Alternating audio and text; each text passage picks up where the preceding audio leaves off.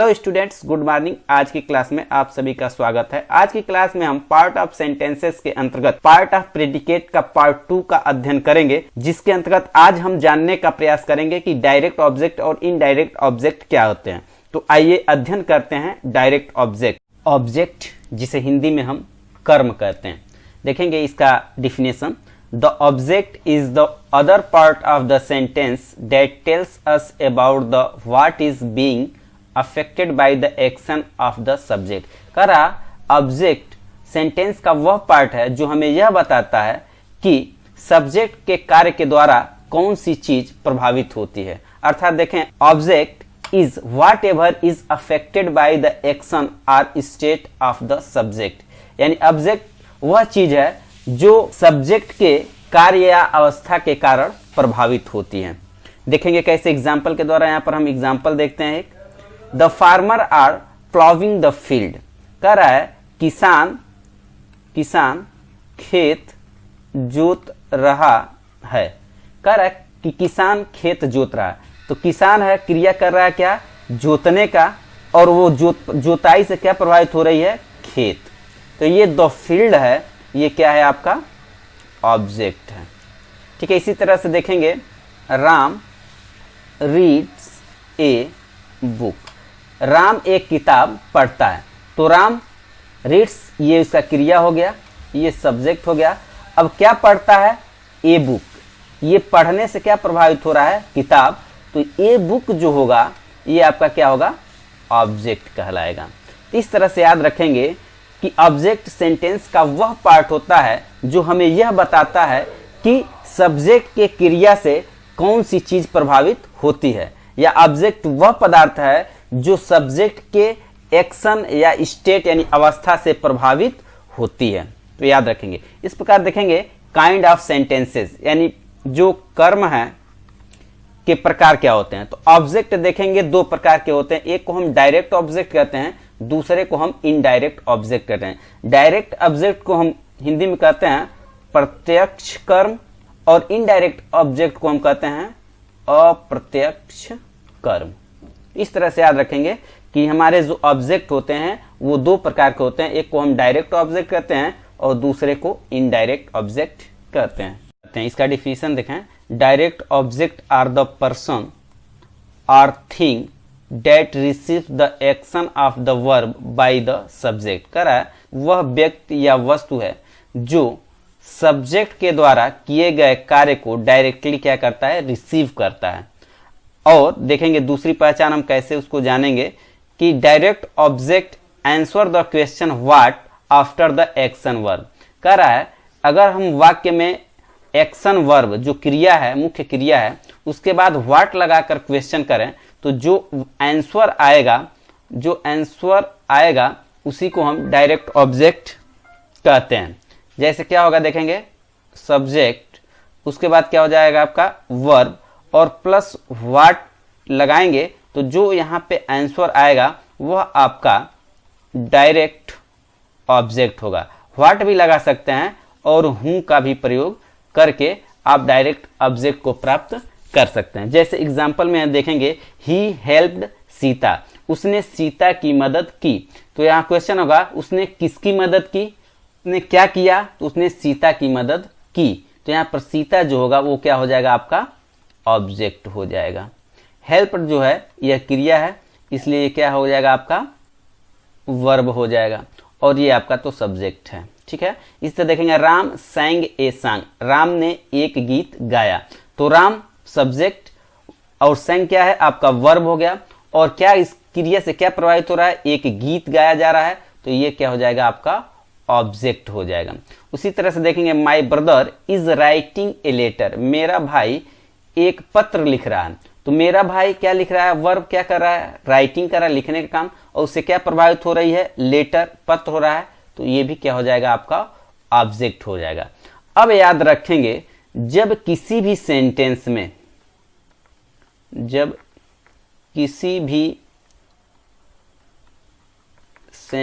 में एक ऑब्जेक्ट होता है तो उसे डायरेक्ट ऑब्जेक्ट कहते हैं, चाहे वो सजीव हो या निर्जीव। जैसे यहां पर देखेंगे सीता क्या है, सजीव है, सजीव है, और ये संग क्या है, ये निर्जीव है, ये लेटर क्या है, निर्जीव है। तो सामान्यतः याद रखेंगे, सामान्यतः डायरेक्ट ऑब्जेक्ट वस्तु को प्रदर्शित करता है, लेकिन अगर केवल एक ऑब्जेक्ट हो सेंटेंस में तो चाहे वो सजीव हो या फिर चाहे वो निर्जीव हो, वह आपका डायरेक्ट ऑब्जेक्ट कहलाएगा। जैसे यहां पर सीता सजीव होने के बाद भी क्या हो जाएगी, डायरेक्ट ऑब्जेक्ट कहलाएगी। संग क्या है, निर्जीव है, तो डायरेक्ट ऑब्जेक्ट कहलाएगा। और राइटिंग ए लेटर, लेटर निर्जीव है तो ये भी डायरेक्ट ऑब्जेक्ट कहलाएगा। तो सामान्यतः जो निर्जीव होते हैं, जो निर्जीव होते हैं वो निर्जीव जो होते हैं वो डायरेक्ट ऑब्जेक्ट कहलाते हैं। लेकिन एक ऑब्जेक्ट होने पर, एक ऑब्जेक्ट है तो चाहे वो सजीव हो या फिर निर्जीव हो, वो दोनों के दोनों डायरेक्ट ऑब्जेक्ट कहलाएंगे। इस तरह से हम डायरेक्ट ऑब्जेक्ट की पहचान कर सकते हैं कि उस क्वेश्चन के साथ व्हाट या हुम का प्रयोग करेंगे तो हमको डायरेक्ट ऑब्जेक्ट मिल जाएगा। इनडायरेक्ट ऑब्जेक्ट, जिसे हम अप्रत्यक्ष कर्म कहते हैं, के बारे में जान लें। एन इनडायरेक्ट ऑब्जेक्ट, एक जो इनडायरेक्ट ऑब्जेक्ट होता है, इज ए नाउन और प्रोनाउन, ये नाउन या प्रोनाउन हो सकता है। दूसरा, indirect object always follow the an action verb, यह हमेशा एक्शन वर्ब जो क्रिया होता है उसको फॉलो करता है। और जो इनडायरेक्ट ऑब्जेक्ट होता है, is usually found between the action verb and the direct object, जो इनडायरेक्ट ऑब्जेक्ट होगा, इनडायरेक्ट जो ऑब्जेक्ट है वो सामान्यतः वर्ब और डायरेक्ट ऑब्जेक्ट के मध्य में होता है। तो ये तीन चीजें याद रखेंगे कि इनडायरेक्ट ऑब्जेक्ट नाउन या प्रोनाउन हो सकता है, इनडायरेक्ट ऑब्जेक्ट हमेशा वर्ब को फॉलो करता है, और तीसरा, यह सामान्यतः वर्ब और डायरेक्ट ऑब्जेक्ट के मध्य में पाया जाता है।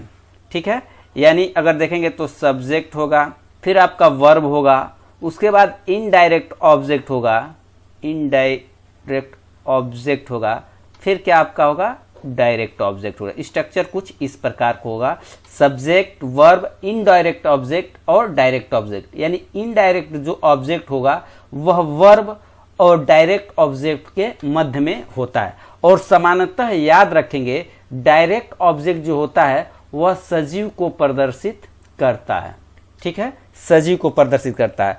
और डायरेक्ट ऑब्जेक्ट की बात करें, डायरेक्ट ऑब्जेक्ट की बात करें तो यह सामान्यतः निर्जीव वस्तु को प्रदर्शित करता है। लेकिन अगर किसी सेंटेंस में केवल एक ऑब्जेक्ट हो तो वह चाहे सजीव हो या फिर निर्जीव हो, वो डायरेक्ट ऑब्जेक्ट ही कहलाता है। इस बात को याद रखेंगे कि सेंटेंस में केवल एक ऑब्जेक्ट हो, चाहे वो सजीव हो या निर्जीव हो, वो कहलाएगा डायरेक्ट ऑब्जेक्ट। लेकिन किसी सेंटेंस में दो ऑब्जेक्ट हों तो जिसमें जो निर्जीव होगा वो कहलाएगा आपका डायरेक्ट ऑब्जेक्ट, और जो सजीव होगा वह कहलाएगा इनडायरेक्ट ऑब्जेक्ट। याद रखेंगे, दो ऑब्जेक्ट होने पर एक ऑब्जेक्ट जो निर्जीव को प्रदर्शित करेगा उसको हम कहेंगे डायरेक्ट ऑब्जेक्ट, और दूसरा जो सजीव को प्रदर्शित करेगा उसको हम कहेंगे इनडायरेक्ट ऑब्जेक्ट। लेकिन अगर किसी सेंटेंस में एक ही ऑब्जेक्ट हो तो चाहे वो सजीव हो चाहे वो निर्जीव हो, वो डायरेक्ट ऑब्जेक्ट कहलाता है। आंसर द क्वेश्चन हुम आफ्टर द एक्शन वर्ब, क्रिया के बाद जब हम हुम यानी किसको हुम लगा करके क्वेश्चन करते हैं तब जाकर जो आंसर मिलता है वह आपका इनडायरेक्ट ऑब्जेक्ट होता है। एग्जाम्पल द्वारा यहाँ पर देखें, रोहित गिव मी ए पेन, रोहित किसको एक पेन दिया तो आंसर आएगा मुझको। तो रोहित गिव मी, तो मी क्या हो जाएगा आपका इनडायरेक्ट ऑब्जेक्ट हो जाएगा। और चूंकि ये निर्जीव हैं इसलिए ये क्या हो जाएंगे आपके डायरेक्ट ऑब्जेक्ट हो जाएंगे। ठीक इसी तरह देखेंगे रीता सेंट, ये सेंट जो जितने भी लिखे जाएंगे ये क्या होंगे, आपके वर्ब होंगे। मी मुझको ए लेटर, तो रीता किसको एक पत्र लिखती है, तो आंसर आएगा मी मुझको, इसलिए ये जो होगा मी इनडायरेक्ट ऑब्जेक्ट कहलाएगा। ठीक है, इसी तरह देखेंगे ही टाट अस इंग्लिश, वह हमें अंग्रेजी पढ़ाते हैं, तो वह इंग्लिश किसको पढ़ाते हैं, तो आंसर आएगा अस, हमको पढ़ाते हैं, इसलिए यहाँ पे जो होगा वो इनडायरेक्ट ऑब्जेक्ट अस होगा। इस तरह से याद रखेंगे। मी क्या है, ये भी लाइव है, सजीव है, ये भी सजीव है, ये भी सजीव है। ठीक है, और यहाँ पर ये बुक देखेंगे क्या है, नॉन लिविंग है, नॉन लिविंग है यानी क्या है, निर्जीव है, और इंग्लिश भी क्या है, निर्जीव है। तो निर्जीव है तो इसको हम कहेंगे डायरेक्ट ऑब्जेक्ट, और सजीव है तो इसको हम कहेंगे इनडायरेक्ट ऑब्जेक्ट। यानी अगर किसी सेंटेंस में दो ऑब्जेक्ट आते हों तो उसमें जो सजीव होगा उसको हम इनडायरेक्ट ऑब्जेक्ट कहेंगे, और जो निर्जीव होगा उसको हम डायरेक्ट ऑब्जेक्ट कहते हैं। और इनडायरेक्ट ऑब्जेक्ट सामान्यतः मेन वर्ब और डायरेक्ट ऑब्जेक्ट के बीच में आता है। तो हम याद रखेंगे कि इनडायरेक्ट ऑब्जेक्ट नाउन प्रनाउन हो सकता है, वह मेन क्रिया को फॉलो करता है, और यह सामान्यतः वर्ब और डायरेक्ट ऑब्जेक्ट के बीच में आता है। दो ऑब्जेक्टों में जो निर्जीव ऑब्जेक्ट होगा उसको हम डायरेक्ट ऑब्जेक्ट कहेंगे, और दूसरा जो सजीव ऑब्जेक्ट होगा उसे हम ऑब्जेक्ट कहेंगे। और जो सेंटेंस होगा उसमें हुम लगाकर जब आंसर जो मिलेगा उसी को हम इनडायरेक्ट ऑब्जेक्ट कहते हैं। जैसे Rohit give me a book, Rohit ने किसको एक किताब दिया, तो हो जाएगा मुझको, तो यहाँ पर मुझको जो होगा वो अप्रत्यक्ष कर्म होगा। इस तरह से हम डायरेक्ट और इनडायरेक्ट ऑब्जेक्ट की पहचान कर सकते हैं। सामान्यतः हम देखते हैं कि सब्जेक्ट, फिर वर्ब आता है, फिर इनडायरेक्ट ऑब्जेक्ट आता है, फिर डायरेक्ट ऑब्जेक्ट का प्रयोग किया जाता है। इस तरह से होता है। लेकिन अगर हम चाहते हैं कि डायरेक्ट ऑब्जेक्ट को पहले लिखें तो पहले भी डायरेक्ट ऑब्जेक्ट को लिखा जा सकता है।